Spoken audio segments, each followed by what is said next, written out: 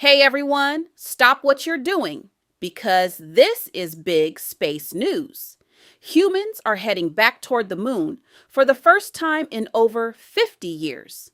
The mission is called Artemis II, and it's a huge step forward in space exploration.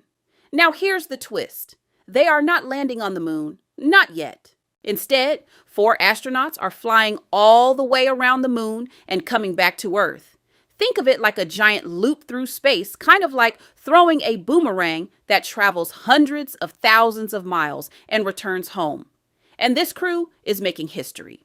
It includes the first woman to travel this far into space, the first black astronaut on this type of deep space mission, and even an astronaut from Canada. That means this mission is not just about science, it's about teamwork across the world.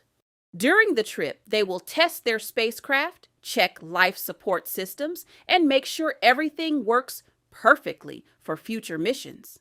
They will also see the far side of the moon, a place humans have not visited in decades. When they return, they will re-enter Earth's atmosphere, traveling around 25,000 miles per hour. That is fast enough to circle the planet in about an hour. So why does this mission matter so much? Because this is the practice run for future missions that will land astronauts on the moon again and eventually send humans even farther, possibly to Mars. Thanks for hanging out with me as I explain this incredible journey in a fun way.